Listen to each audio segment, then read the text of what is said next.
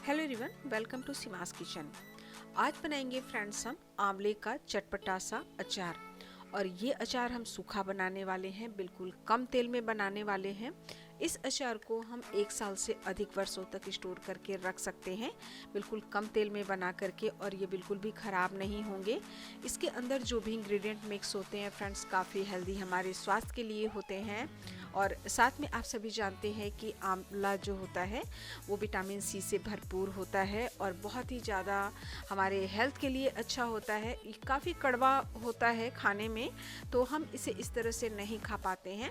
और अब हम इन्हें अचार बना लेते हैं ना, तो बहुत अच्छी तरह से इसका सेवन कर सकते हैं। जिन्हें पसंद नहीं है वो भी इन्हें बहुत ईजी तरीके से खा सकते हैं।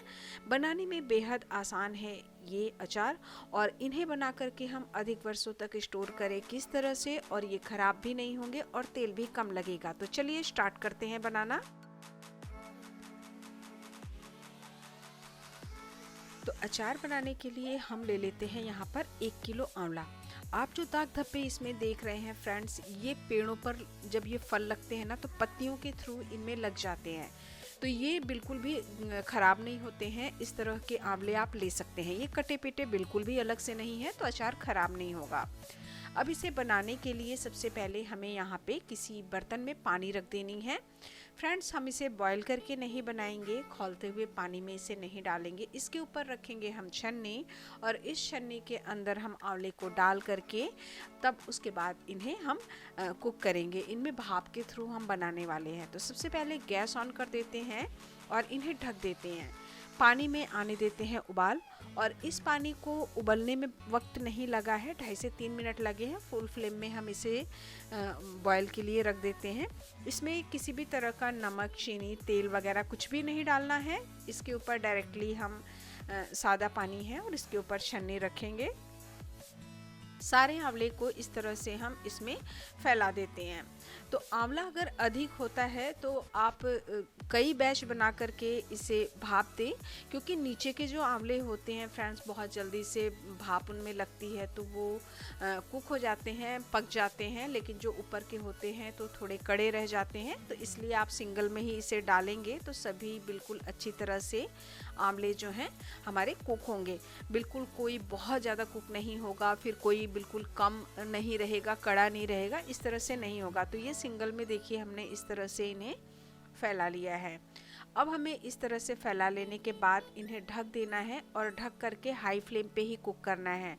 फ्लेम को हमें कम नहीं रखना है, और जब हम तेज़ आंच पे इसे पकाएंगे तो इसकी भाप जो है सभी तरफ भरपूर मात्रा में लगेगी, तो ये अच्छी तरह से जो है वो भाप में पक जाएंगे। तो जब ये भाप में पक जाएंगे तो इसके जो एक एक स्लाइसेस होती हैं फ्रेंड्स, ये बिल्कुल अलग हो जाएंगी उसी के अंदर। तो यहाँ 3 से 4 मिनट लगा है हमें इन्हें भाप में पकाते हुए, और आप देख सकते हैं कि अच्छे अच्छे से आंवले जो है वो हो चुके हैं। और कुछ आंवले जो बीच में हैं वो कुछ ज़्यादा ही सॉफ्ट हो गए हैं, क्योंकि उन्हें बहुत ज़्यादा मात्रा में बीच में भाप लगी है। तो इस बात का भी हमें ध्यान रखना है। सभी बहुत अच्छी तरह से हो चुके हैं, और इन्हें ठंडा होने के बाद ही हम हटाएंगे। फिर भी मैं एक यहाँ पे दिखा देती हूँ आपको कि देखिए किस तरह से हो चुके हैं, और एक एक इसकी जो कलियाँ हैं वो बिल्कुल अलग हो गई हैं आंवले से। तो जब ये ठंडे हो जाते हैं ना, उसके बाद इनकी कलियों को हम अलग करेंगे। तो इन्हें ठंडा कर लेते हैं। तो यहाँ पे ये ठंडे हो चुके हैं, और जब ठंडे हो जाते हैं ना, तो हम इस तरह से इनकी कलियों को बहुत आसानी से इन्हें अलग कर सकते हैं। और आप देख सकते हैं कि एक एक पंखुड़ियाँ इसकी किस तरह से खुल रही हैं, और बीच में जो इसके सीड्स होते हैं ना, इन्हें हमें क्या करना है, गोल गोल घुमा देना है। जब हम इन्हें गोल घुमाते हैं तो ये बहुत ईजी तरीके से ये टूट जाते हैं, और इसमें पल्प नहीं लग पाते हैं, कि जो नीचे के पल्प होते हैं वो सीड्स में नहीं लगेंगे। और उसके बाद सभी कलियों को हम इस तरह से अलग अलग निकाल सकते हैं बहुत आसानी से, और इसके पल्प भी एक्स्ट्रा इधर उधर नहीं होते हैं। तो सभी हम इसी तरह से निकाल लेंगे। और जो ये जो हमारी कलियां हैं आंवले की, इन्हें हम इस तरह से प्लेट में स्पेस दे करके रखेंगे। और इससे क्या होता है ना कि जल्दी से इनमें हवा लगती है और ये बहुत अच्छी तरह से सूख जाते हैं। ज़्यादा समय नहीं लगता है इनको सूखने में, तो किसी कपड़े पे डालें। मैंने यहाँ 3 प्लेट का इस्तेमाल किया है और काफ़ी अच्छा स्पेस दिया है जिससे कि सभी तरफ से ये अच्छे तरीके से सूख जाएं। तो ये देख सकते हैं, इन्हें खुली हवा में रख दें, धूप में रख दें। लेकिन अगर आप बॉईल करते हैं फ्रेंड्स तो आप इन्हें अधिक समय तक सुखाएं, इसके अंदर नमी नहीं होनी चाहिए, अदरवाइज अचार जो है वो ख़राब हो जाते हैं। तो इन्हें रख देते हैं हम सूखने के लिए। उसके बाद हम यहाँ पे चलिए मसाले भून लेते हैं। इनके जो मसाले लगने वाले हैं वो कौन कौन से। तो यहाँ पैन हमने रखा है मसालों को भूनने के लिए, और अब हम यहाँ पे 5 बड़े चम्मच डालेंगे सौंफ की, या अगर कप है मेजरमेंट का तो आप उससे 1/4 कप डालें। 2 बड़ा चम्मच डालेंगे यहाँ पर हम जीरे का, साथ में 1.5 बड़ा चम्मच डालेंगे, 1.5 चम्मच डालेंगे यहाँ मेथी की हम।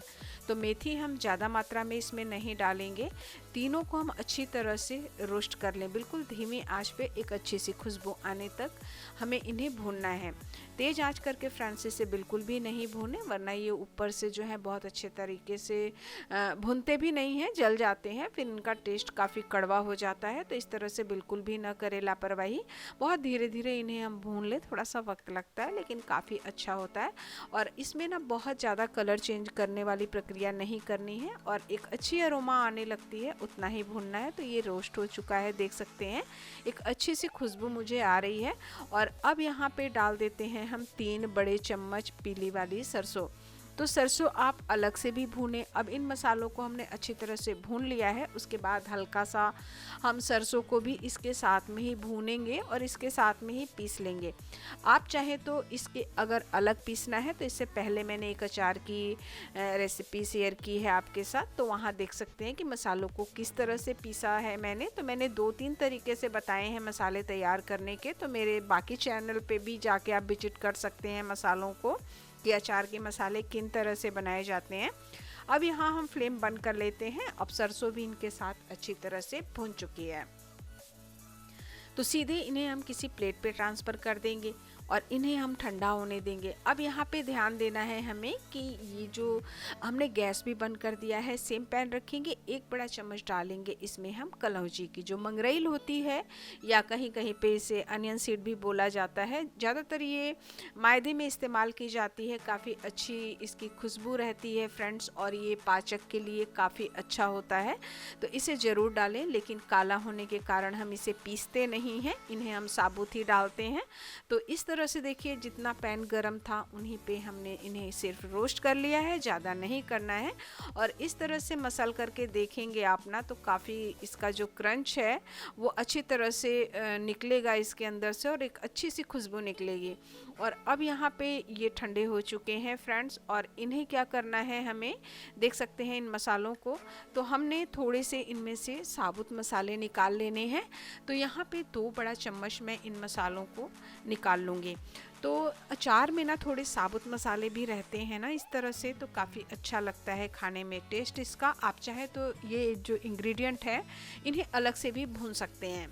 तो अब ये मंगरेल जो है इसी मसाले में हम मिक्स कर देंगे। तो इस तरह से हम इन मसालों को पीसेंगे नहीं, इन्हें साबुत ही डालने वाले हैं।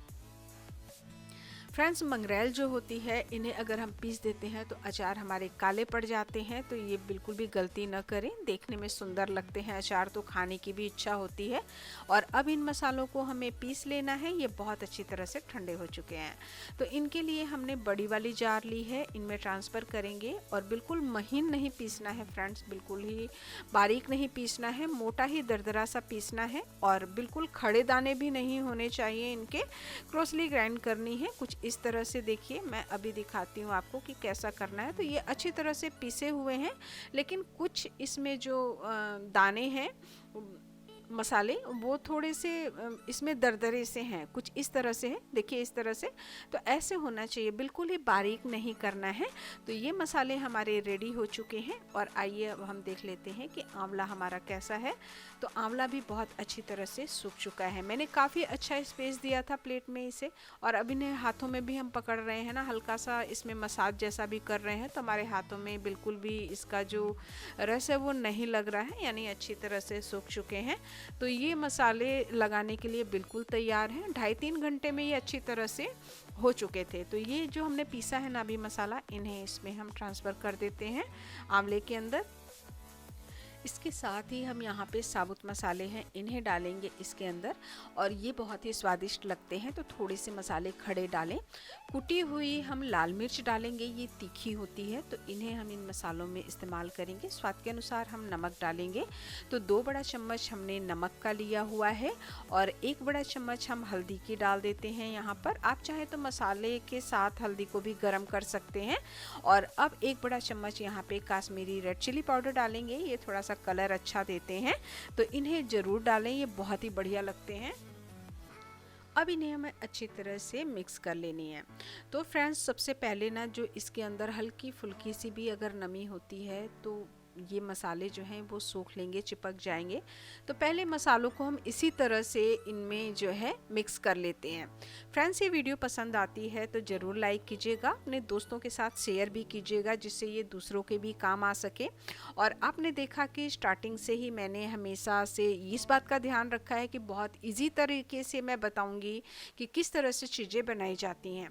करीब ½ कप हम यहाँ पर डालेंगे सरसों का तेल, और सरसों तेल को मैंने गर्म नहीं किया हुआ है, तो हम थोड़ी थोड़ी मात्रा में मिलाएंगे सरसों का तेल।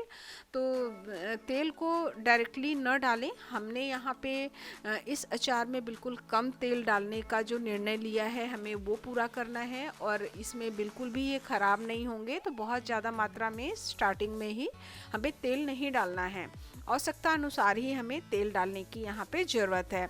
और अब इन्हें बहुत अच्छी तरह से हम मिक्स करते जाएंगे, और देख सकते हैं फ्रेंड्स कि किस तरह से जो ये है मसाले इसमें चिपक रहे हैं, बहुत ही बढ़िया तरीके से ये। और इसके साथ थोड़ी सी हम डाल देते हैं यहाँ पे आधा छोटा चम्मच हींग की। हींग का टेस्ट काफ़ी अच्छा आता है, और हींग को आप भून करके भी डाल सकते हैं मसालों के साथ में। अब थोड़ा सा हम इसमें सरसों का तेल डाल देते हैं, जिससे कि ये अच्छी तरह से हम मसालों को इसके अंदर लगा सकें।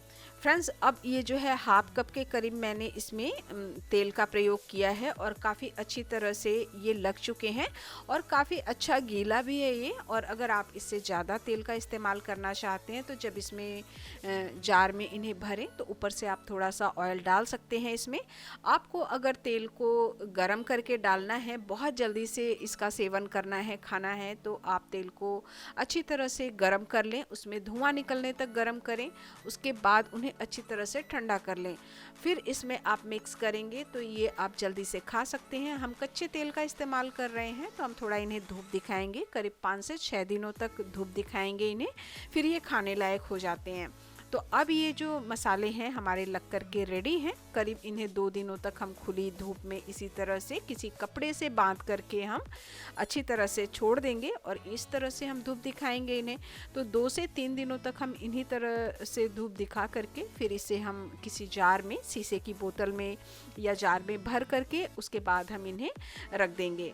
तो इस तरह से इस अचार को बना करके तैयार किया जा सकता है, और आपने देखा कितना आसान है इसे बनाना, और बहुत हेल्दी है। फ्रेंड्स, ज़रूर ट्राई कीजिएगा इसे, और ये रेसिपी पसंद आती है तो लाइक शेयर एंड सब्सक्राइब कीजिएगा। तो चलिए मिलते हैं नेक्स्ट रेसिपी के साथ, तब तक नमस्कार।